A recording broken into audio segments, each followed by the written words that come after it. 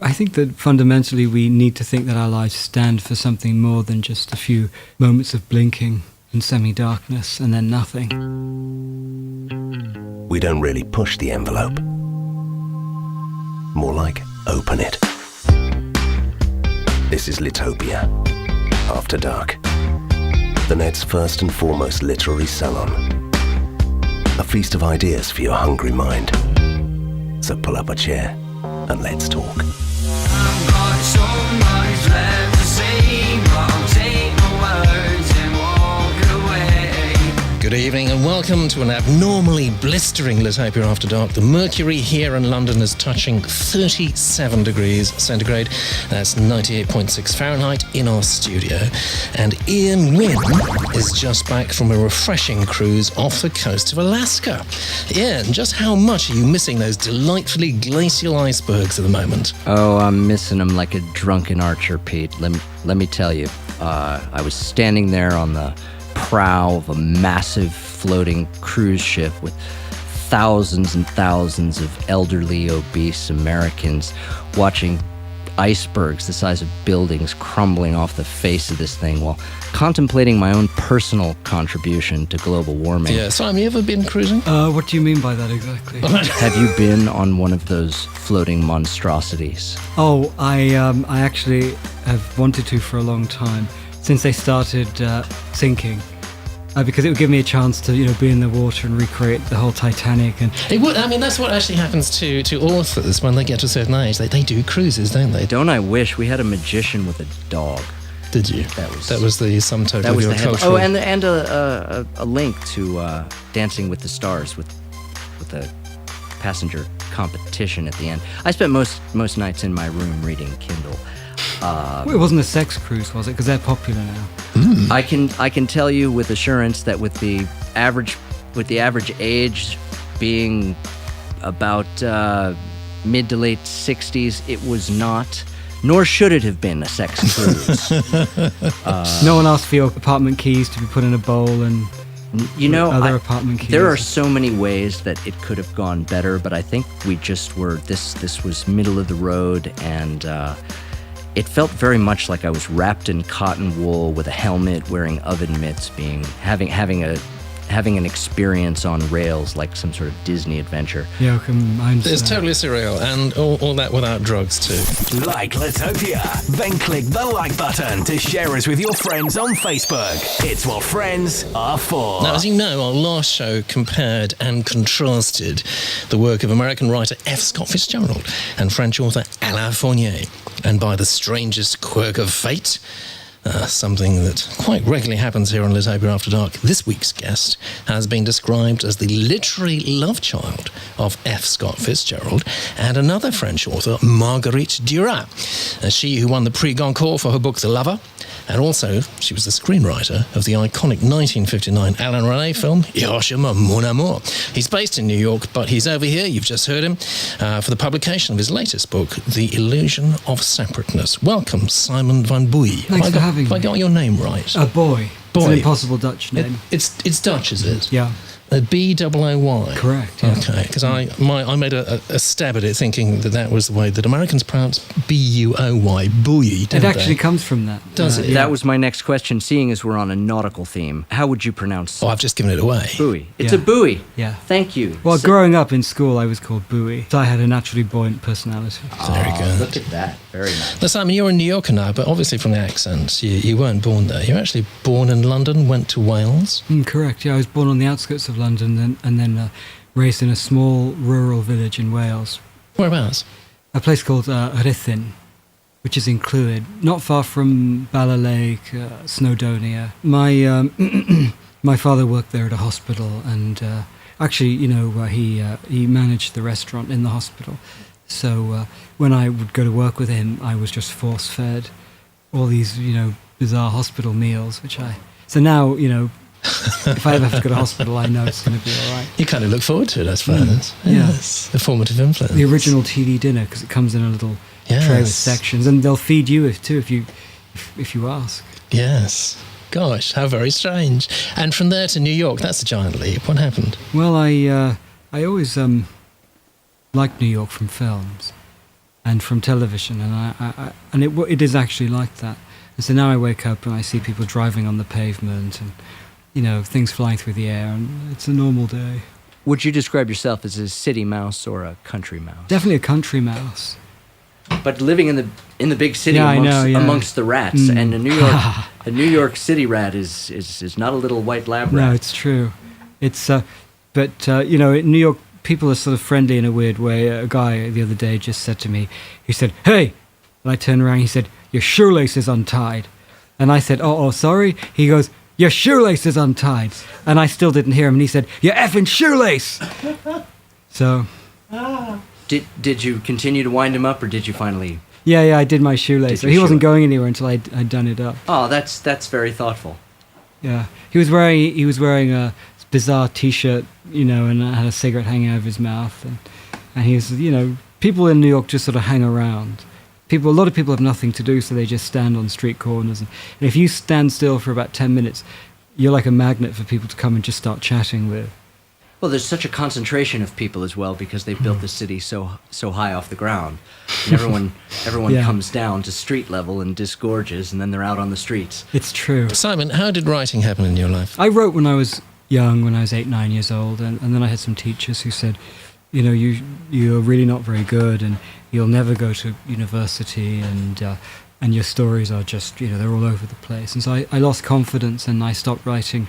And then I went to university in America because I got a scholarship to play American football, actually. Yeah, I was playing rugby for Milton Keynes, and rugby was going to be my career. And then in the off-season, I played with Americans from a nearby Air Force base, and I got recruited to play as a tailback and punt return.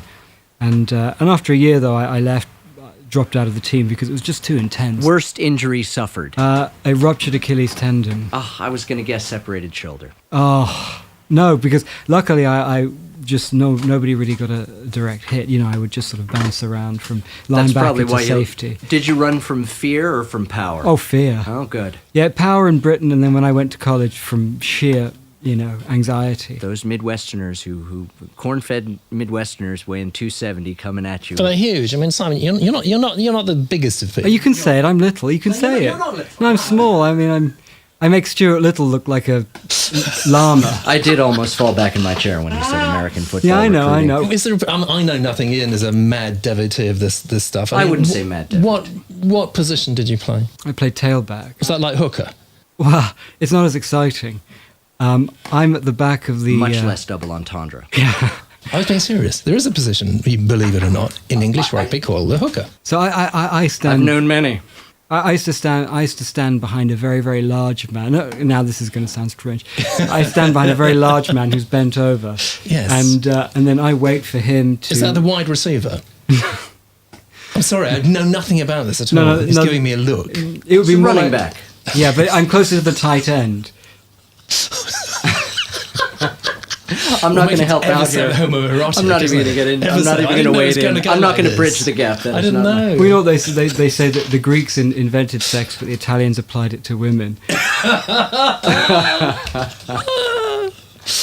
Fantastic. Oh, great. So Great. And at which point did you come out of that keen literary tradition that is American football and pick up the notebook again? I had some And really I excellent assume teachers. it was a notebook with a pen. Yeah, I had some great teachers at this small college in Kentucky, and it's quite the college is really at the centre of a very rural working class area, and so I actually started a foundation for children, called Writers for Children, and now every year we give an award to a middle school age child in that town that shows creative promise in literature. In the same way that I was encouraged by a teacher in that town. And so I think that, as adults, we underestimate the effect we can have on the emotional development of young people. So I go back fairly often. It's a very friendly place. It is right-wing in a way that, I'd never be able to live there. Because I do believe in human rights, certain specific human rights which are questioned in the New York in New York government. But Europe's of course always been bit more liberal. But the people are so good-hearted and so hospitable. I feel like it's just a matter of time. America's a very interesting place because on the one hand you have places, you have MIT and Harvard, and on the other hand, in some places, teachers aren't allowed to mention Darwin. No, it's crazy. One of the people ask me why I live over here, and I, used to sort of stammer, and for many it's all about the climate. Now I break out the 10-pound note, and it's got Charles Darwin on it, or we have the 2-pound commemorative coin. If you put Charles Darwin on a $10 bill, there would be the National Guard be shooting people in the streets within 2 hours. Yeah, it's true. It's absolutely true. I once heard that the US has the best university system in the world, and I agree with that. But for a Western country, it maybe has one of the worst secondary school systems. Middle school is definitely they don't. It's because it doesn't count. They don't start tracking kids until they hit the 9th grade, and even then, it's really all about high school. Yeah, and standardized testing and. So, what can we do? But watch from afar, right? And attempt to dabble and help out. Sounds fantastic what you're doing with this. So I'm just looking at your bibliography here. 2002. Oh, no. Yes, I'm sorry, we're going to have to work through this. Love and the Five Senses won the H.R. Hayes Poetry Prize. 2007. The Secret Lives of People in Love, of which the Los Angeles Times said one worries after reading a debut short story collection this breathtaking what Simon Van Booy could possibly do for encore. Write something longer? ? So that was pretty flattering. Yeah, I bought an extra pack of Post-it notes. Was that off the cuff? I believe you said that before, haven't you? No, I haven't. Oh, really? I was reading. I read that review when I was actually in Kentucky on book tour. And the first ever tour, my publisher, a small publisher, then said, we don't have a budget for a tour. So I thought, well, I'll just organize it myself. And so I Greyhound. I was in a shoe shop, and I bought these really ugly, pointy, orange leather shoes. The only thing that would be worn by Russian mafia, And so the girl who worked there, sold me 2 pairs. And so the next day I thought, Jesus, I need her to organize my book tour because she can sell anything. She sold me these, And the only thing I could use them is crocodile bait. And so I went back and I said, would you like a part-time job? And she said, yes. So I said, I've never done this before, but these are the bookshops I want to go to. Wow. Can you call them and just maybe say you work for me and organize a book tour? And she organized a 16-city book tour, but they weren't cities that most writers go to. And of course, that's why the bookshop managers agreed. And I went to places like Elizabethtown, Kentucky, or Chattanooga, Tennessee. Quite possibly places that no longer have bookshops, actually. Yeah, absolutely true. And but it was fantastic because I saw the sides of America that most people don't get to experience. It's quite magical, actually. I mean, I feel I've just been pitched a log line for a Hollywood movie. There's something in that. Well, the first. One of the most interesting experiences was at a bookstore in a shopping mall where the books actually hadn't arrived or they'd forgotten to order them. But they'd set up a table outside the shop in the mall with a sign that said, "Meet an author." And so they said, "Can you just sit here for a few hours? We don't actually have the book." Was there a little sign with an arrow that said author, and did you stand I was under? just sitting, and so they said you can sign bits of paper if you want, but so I did just anyone know who you were specifically, or no? So children would come over and look at the sign, look at me, and then look in at the shop and say, "Wow, how long did it take you to write all those books?" Fantastic. You know what's on television right now? Well, Litopia is the antidote. 2009, Love Begins in Winter. That won the Frank O'Connor International Short Story Award. 2010, Pebbles Way. 2011, Why We Need Love. Very big theme in your writing, isn't it? Why? I think that there are a couple of reasons. The first is because I think that fundamentally we need to think that our lives stand for something more than just a few moments of blinking and semi-darkness and then nothing. And? I was just creating that sort of semi-darkness. Thank you, yes. That was a dramatic pause, yo. You're touching on themes of love, of loss, of true feeling. What advice can you give to people on going there without being cheesy or being nominated for the Bad Sex Award? Which I've been nominated twice. Oh, fantastic. I just keep That's high trying. praise Keep indeed. practice. That's the key. Okay, one day. So I think that it's not that difficult to love, but it's more difficult to accept love. So some people can be really good at, taking care of someone and loving them and putting them first. But when somebody tries to do something good for them, the wall and the barriers go up.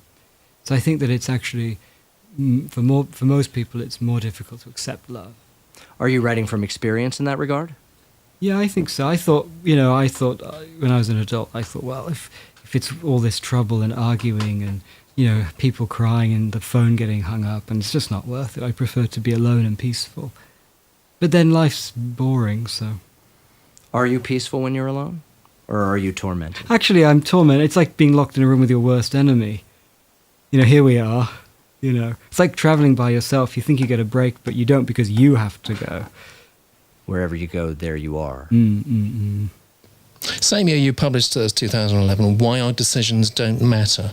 How did you come to write these, I suppose, philosophical books? Because there was one more, also published that year, Why We Fight. That Why We Need Love and Why We Fight could have been the same thing. Why Our Decisions That Matter was actually the best-selling one, because I think that some people were horrified by the idea that our decisions don't matter, and other people, it's sort of, it was what they'd always thought.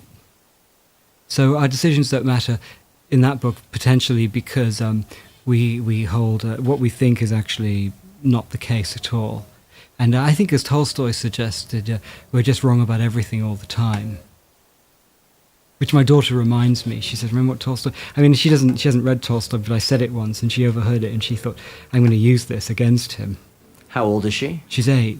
Oh wow, you are in for it, my friend. If that's what's coming, if Tolstoy's coming at you at 8, imagine 18. She's banned from my readings, actually.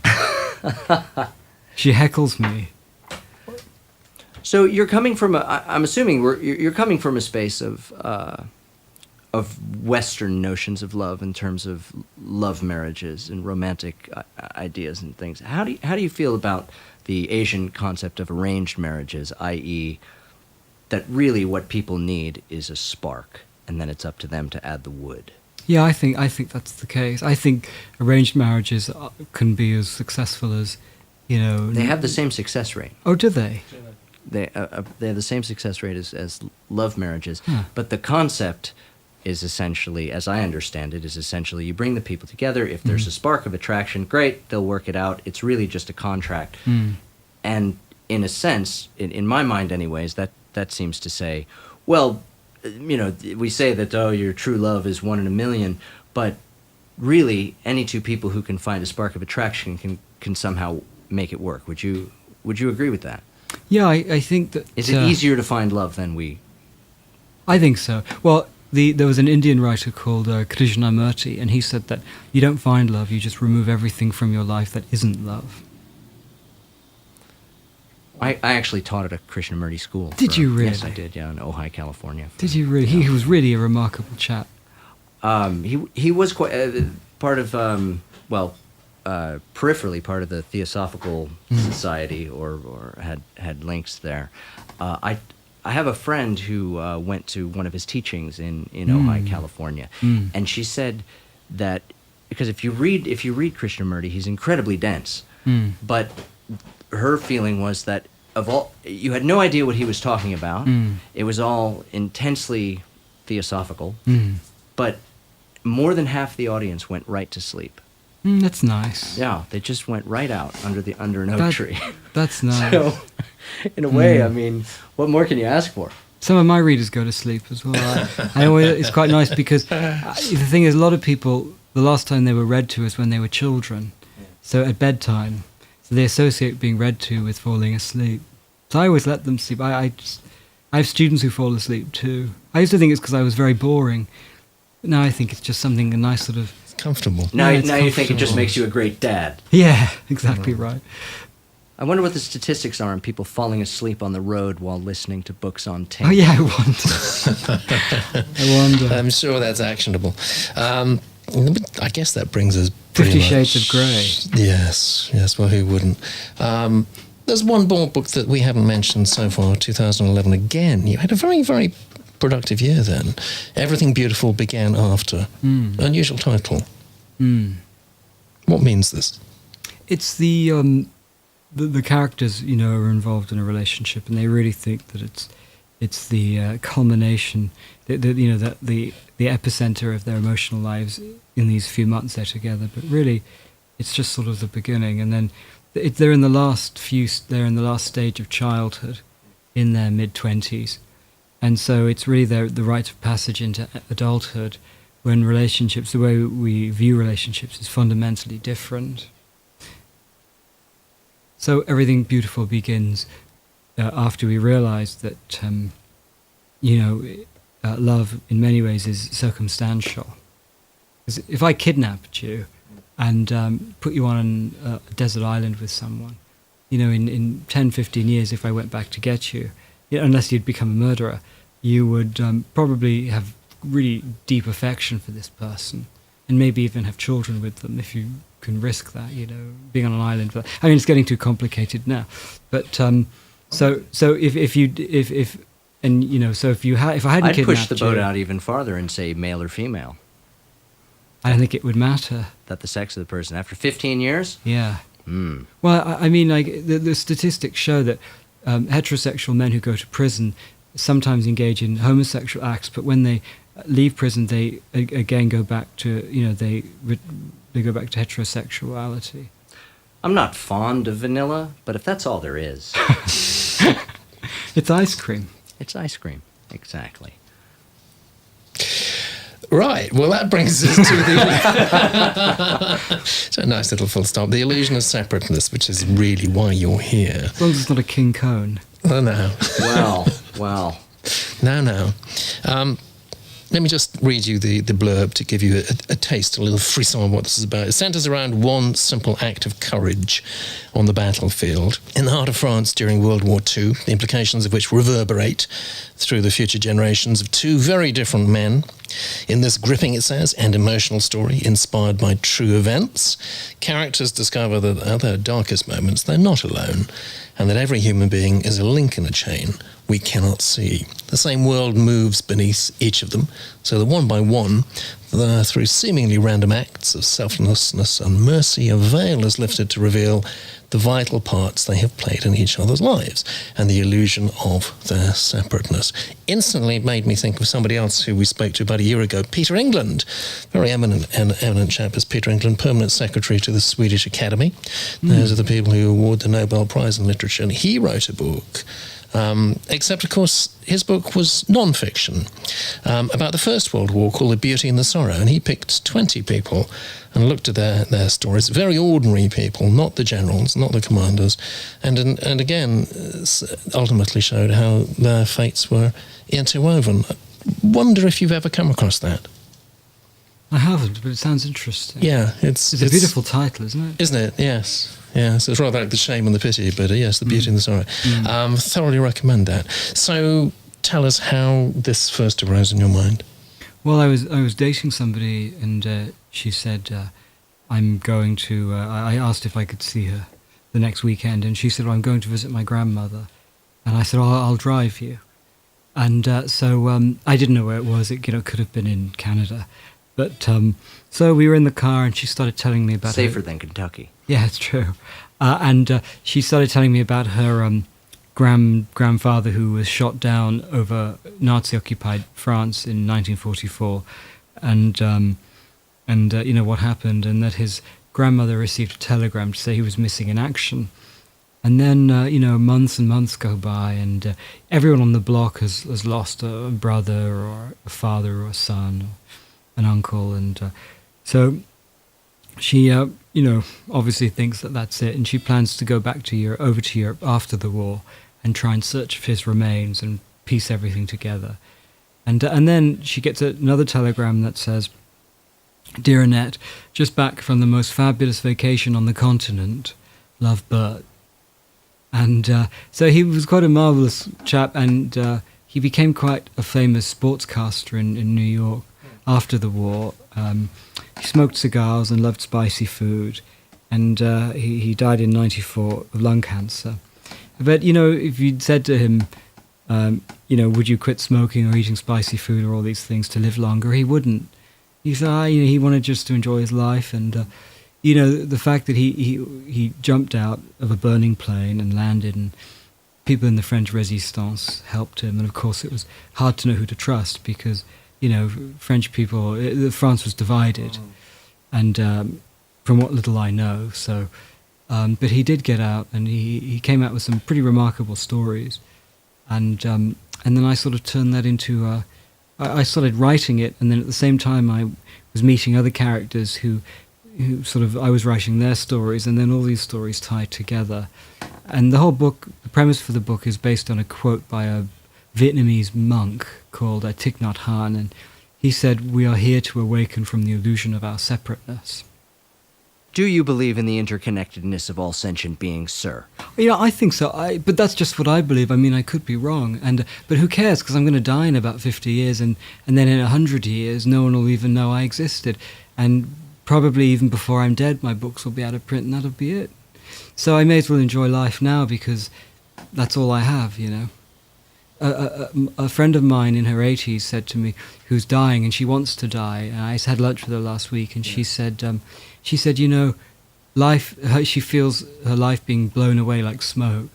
And she said, but for a while, Simon, she said, that smoke has a form that we believe is permanent. I'd like to maybe question your use of the word belief, and would you be willing to substitute that for experience? I think so, yeah. So you experience the world as a series of interconnected beings and narratives. Yeah, on the train today, I was just imagining that, we could all be in a carriage in the 1700s. I imagined the people, I looked at their faces and imagined them in old-fashioned clothes, and I imagined the bump of the carriage and the hot day, and there's a fly that nobody's mentioning but is annoying everyone. And so, it doesn't matter if we'd been born in the 1500s, it's nice that we're all meeting now, but it's just, I understand so little that it's kind of a relief. How can people get to that space without mushrooms? I think by practicing death. What I mean by that is, imagine that you've died. Well, actually, there was a Japanese Zen master who said, imagine that you've died and come back as a ghost, and float around where you live and your apartment, and then go out into the village or the city, float around, and then ask yourself, where has the main character of life gone? It's pretty spooky you should say that, because our very next show actually is all about practicing death. Interesting. Isn't it? Interesting. That is very strange. And somebody who writes about it and counsels dying people as well. That's interesting. He spent his career basically helping people through the final stages of cancer and doing... I'm going to listen to that show. You have a new listener. Oh, thank you. I'd never listen to my own voice because it's annoying, and everybody's probably out there like with sledgehammers. But it sounds like a really, really great show. I think it will be. To what extent do you feel you're proselytizing? To what extent do you feel you're writing for yourself or writing with an eye to the reader? What does proselytizing mean? Proselytizing means spreading your own point of view. Tell that's us, interesting. Tell us about this religion you're starting. It's really not my point of view, because it's really my interpretation of others' points of views. And I think it's almost like, I think that the early Christian and Jewish writers, or the early writers, of the, 2,000 years ago, 3,000 years ago, they were onto something, the way they told stories, because the great leaders and speakers and changers, movers and shakers, they weren't writers at all, they were speakers, and other people wrote down what they said. But I'm not a religious person. But I'm a lapsed spiritual. I'd like to think there are other things taking place, But the life according to Jesus, of course, is different accounts of a single person's life. So I feel like in many ways, my books are just, a conversation added to the general conversation. And then so when I die, other writers will take what I'm doing and then add to it and develop it, and we'll all slowly evolve, but without realizing any source of. That is such a nice way of putting it. I've never heard anyone say that before. You see yourself as part of a continuum. Well, that's lovely. Or Hugo Williams said it, actually. In one of his poems, I think he says, he's a London-based poet, and I adore this man. He says that we're all links in a chain we can't see. And maybe 200 years from now, you'll be on that hovercraft, and there'll be some type of evolved mosquito buzzing around the 200 people in their futuristic garb with their internet-enabled contact lenses. I like that idea. And you'll have a moment of sort of free-floating, I've been here before, a little deja vu. I don't know what you're talking about, hovercraft, but... hovercraft, I know. I think that's kind of 1960s tech, isn't it? Well, I mean... Do you reckon they're going to bring it back in the future? I'd like to think, sure. No roads, removing of the roads, that would be fantastic. Have you been on a hovercraft? I've been on one of the fan-assisted little boat things, but that doesn't really count. And and also I think there's a fast boat between that goes into Mumbai. That's quite a large, but it's a ferry. I've been on a large hovercraft, but all my father could say while we were on it was, "We're on a hovercraft," over and over again. It felt like I was on a bus. Okay. All right. I'll remove the hovercraft. No, that's going to stay in. I promise. That's going to stay in. You're doing the thing that writers sometimes like and mostly don't particularly like, because writers tend to be a bit quiet, a bit introverted, I suppose. Misanthropic. Yeah. I mean, do you enjoy putting it out there, selling your stuff? I like meeting people, and I get tired quite easily, so I'm always going back to my hotel room to lie down, and people don't really know what I'm doing while I'm lying down. But I do like traveling, and it's always surprising.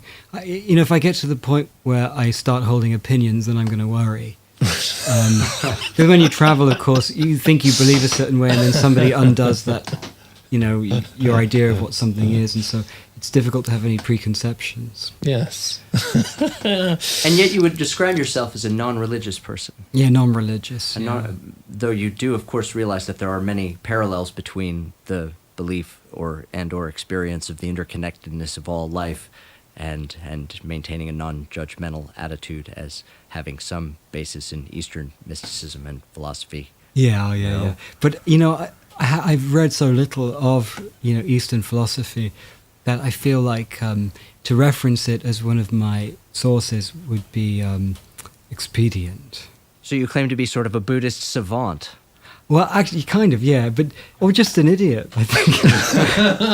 Sorry, that's been done. I mean, I can hardly find my socks in the morning, and I don't know what I keep finding. I can never keep pairs of socks. I don't know where one sock is going. That's all men. All men are like that. Really? Yeah. Don't worry about it.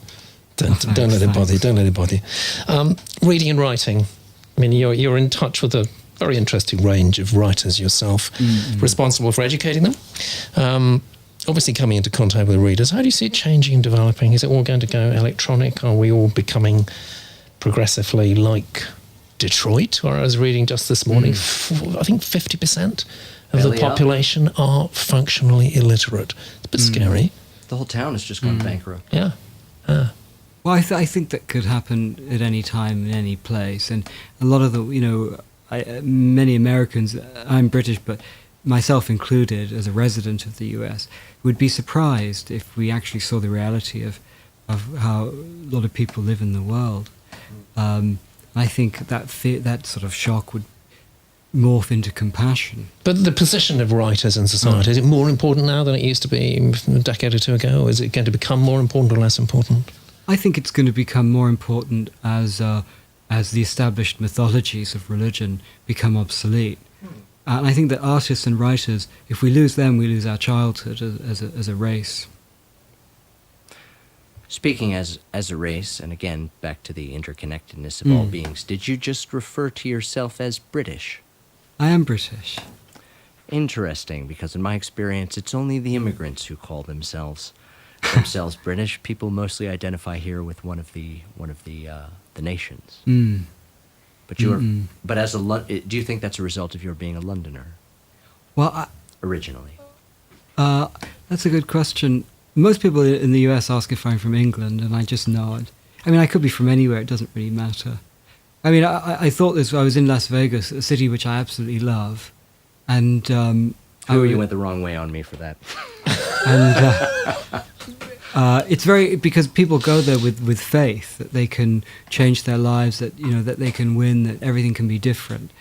And it's the same faith, I think, that is popular with evangelical Christians in the Deep South.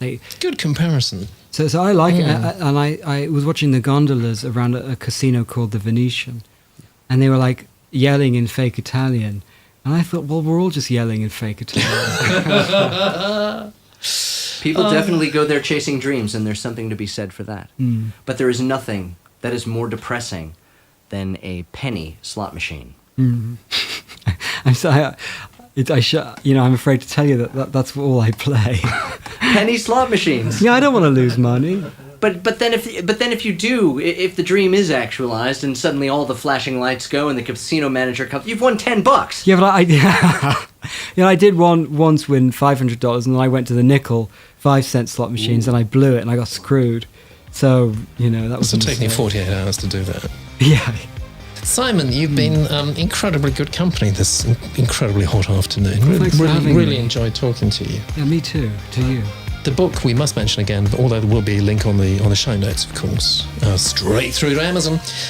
It's The Illusion of Separateness. And who is it published by in the UK? One World. One World in the UK, and it's also published stateside too, isn't it? By HarperCollins. By HarperCollins. That's fantastic. Simon, I wish you good luck. Yeah, thanks, guys. I really appreciate it. And also good luck in finding that ephemeral quality of love in the next random stranger. Well, if you get a letter years from now that says that it's all wrong, we're just individuals. No, it's I've got so much left to say, but I'll take my words and walk away. I've got so much left to say, but I'll take my words and walk away. Bring it all back like you want me to pay, and your eyes, they say I should take the blame. There's only so many sorries that a person can say before you took my words and walked away. You want me? Well, come on and break the door down. I'll be waiting with a bun and a pack of sandwiches.